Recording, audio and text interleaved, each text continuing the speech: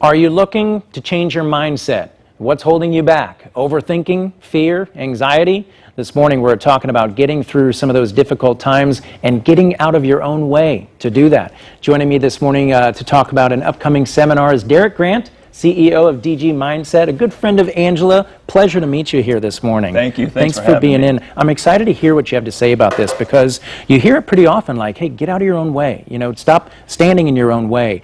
What are some of the most common ways that people do that to themselves? Yeah, we don't realize that we're the sum total of our thoughts. And, you know, I'm seeing with what I do and, you know, being able to work with high performers and also my own life, our thoughts are usually what stop us from being able to achieve something. And I always tell people, you're only going to be whatever you think you are.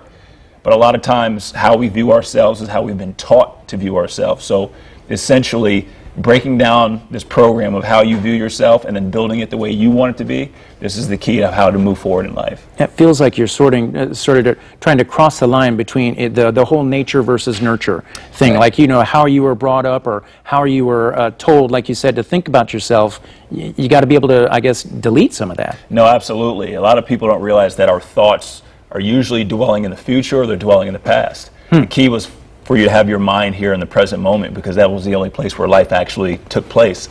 So with this seminar, my hopes, my intentions is to teach some of the practical tools that I use, both with clients but also my own life, so people can start living a life of presence, of peace, of fulfillment, and not feeling anxiety and regret and shame. Is it self-doubt, self-limitations, or, you know, or I guess how do you balance between trying to be realistic and not holding yourself back with doubt? Right. You know, the key is to encourage yourself but not sabotage yourself, right? So if, for example, if say I try something and it doesn't work the first time, I don't then beat myself up. I ask myself, what could I do differently if I had another opportunity? So now I'm actually using that situation to empower me instead of using it to shame myself and say, oh, I can't do it, I'll never be able to do it. So I see it so often with, and it's a program that we've been taught to beat up ourselves kind of, and really I'm trying to rewrite the narrative of saying, hey, you can encourage yourself, you need to be your biggest supporter.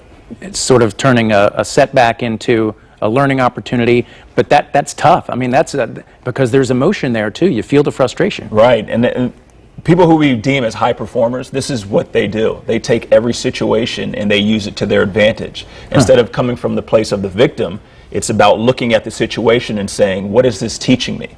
And now you're using your quote-unquote losses as learning opportunities, which will enable you to get more wins in life. Failure can be a great teacher in that regard. Wow. So then what will people come ready to learn? What should they come ready to learn and apply this to their own life and their own situation? Yeah, probably most importantly, I'm going to teach you how your mind actually works and what the mind is. A lot of people don't realize this, you know, this is the greatest tool that we have. And it'd be like you trying to build a house and you don't know what the hammer does, and you don't know the screwdriver does. So teaching you kind of the 6 faculties of the mind and what it does, and then showing you practical tools and steps of how to use those tools so you can start living the life of peace and fulfillment that you've been destined to live. Is part of that just the ability to step outside and look almost like an onlooker looking in, get outside your own situation ahead and you know, look at from the outside in? No, absolutely. A lot of people don't realize, and they're kind of taken back when I tell them that you're not your thoughts, you're observing your thoughts. And that was the key, was to be aware of what you were thinking, because then you would be able to change those thoughts. But if you're not aware of it, how can you fix something that you're not aware of? Wow, I can see a lot of people really being interested in this.